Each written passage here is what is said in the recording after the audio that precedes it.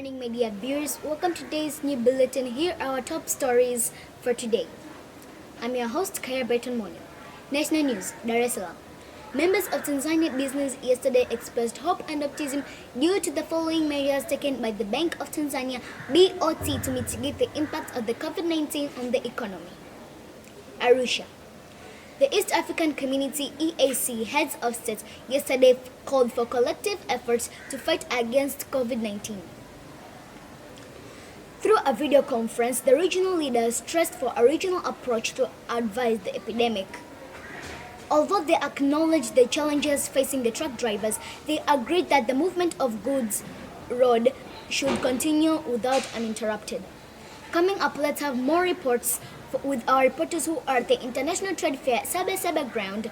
Madam Krista, who is going to update us before the grand official closing down by the Vice President of Tanzania, Philip Isidore Mpango.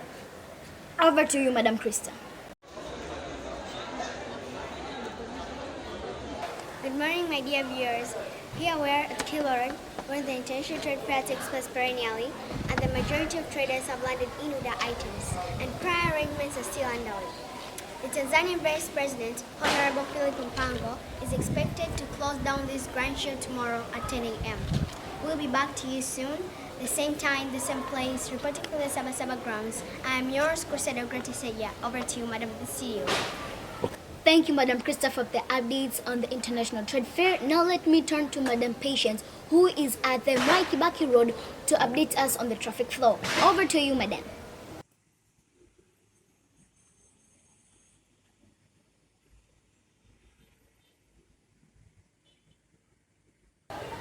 Very good morning, my dear friends. Along the Mwai Kibaki Road, adjacent to the Bagamoyo Highway, there seems to be foggy and some drizzles as witnessed by the motorists and cyclists, making the traffic flow to go down, obstructing them to move to their destination. The traffic commandant has begged them to stay cautious and avoid overtaking in order to curb with the head-on collisions. In a nick of time, things will come back to normal. Back to you, Madam, in the studio at Mikocheni Beach. Thank you, Madam Patience, for the updates on the traffic flow. Now let me turn to Madam Charlotte Kinasha and Madam Maureen Peter to update us on the business news. Over to you, Madam.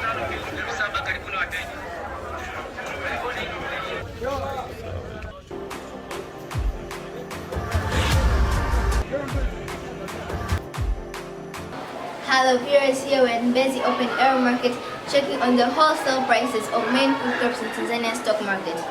100 kilograms of rice was sold at 120,000 shillings. One sack of Irish potatoes was sold at 100,000 Tanzanian shillings. One box of tomatoes was sold at 70,000 shillings. One net of onions was sold at 10,000 shillings. Let me turn to my contemporary Lorraine to update us on stock exchange, DSE. Stay tuned. Hello my viewers, the Dar es Salaam Stock Exchange, our CRDB prices was 400 Tanzanian shillings per share. The Exim Bank was 350 shillings per share and KCB was 770 shillings. Turning on today's stock exchange, the US dollars was bought at 2,300 shillings and was sold at 2,500 shillings. The sterling pound was bought at 2,800 shillings and was sold at 2,950 shillings. The South African rand was bought at 50 shillings and was sold at 55 shillings. The Kenyan shillings was bought at 19 shillings and was sold at 21 shillings. That is what we have for you today. Back to you, Madam, in the studio. Thank you, Madam Charlotte and Madam Lorraine, for the updates. Coming up is a commercial break, but after that, it's going to be sport news and international scenes. Stay tuned.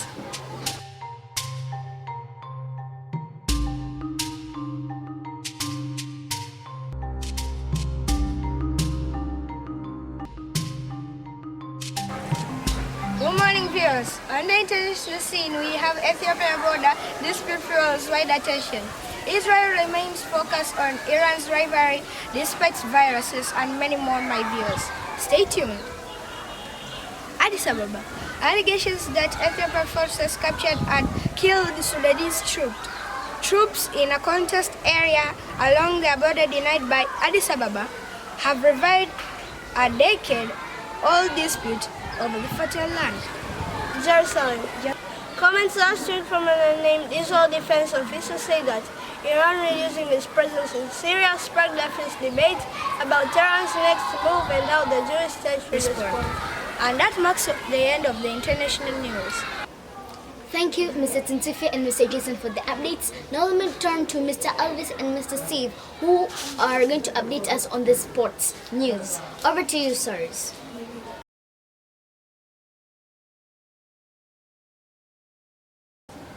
A very good morning, my dear viewers. Today's sport news is as follows. Arusha. All roads to Sheikh Abeid Amani Karume Stadium to witness the tussle between the JKT Ruvu and the Varsity Football Club. The Premier League tournament will kick off at 3 a.m. where the coaches are optimistic that they'll silence their opponents. Let me welcome Elvis to update us on what happened in the accident that happened in Kurasimu in Abore town. 60 players are realized dead after the plane they are traveling in had a crash yesterday. According to the eyewitnesses, the plane had a mechanical problem. This incident took place at Kurasini near the Abore town. Thanks for tuning in. Back to you, Madam Minister. Now let me turn to Madam Maureen, who is at the Dr. John Pombe Joseph Magufuli bus terminal stand, where people are trying to buy tickets to travel to different regions or outside countries. Over to you, Madam.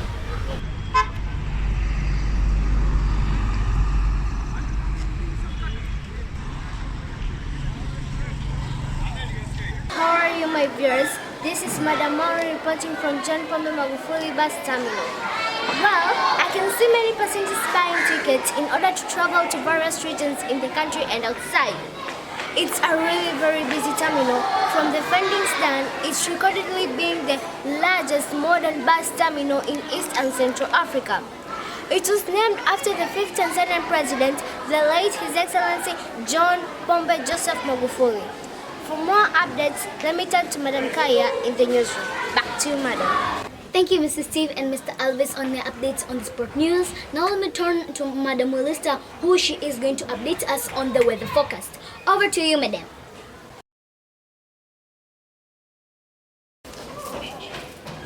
Good morning, my dear viewers. Welcome to the next 24 hours weather forecast. I am Willista Philippo Mkoi from the Tanzania Meteorological Department.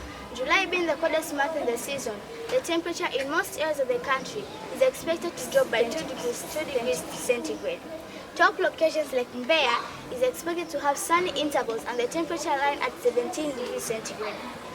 Moshi, Pangani, Tabora, and Musoma, we are expected to have cloudy throughout the day and the temperature line at 26 and 27 degrees centigrade.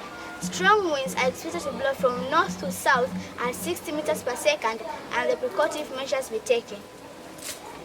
Iringa and Ruvuma, we are expecting to receive light rains in the morning and sunny intervals will be noticed in the afternoon. Thank you, my dear viewers, for tuning in. I am Willista Philippo Mkoi from the Tanzania Meteorological Department. Sempre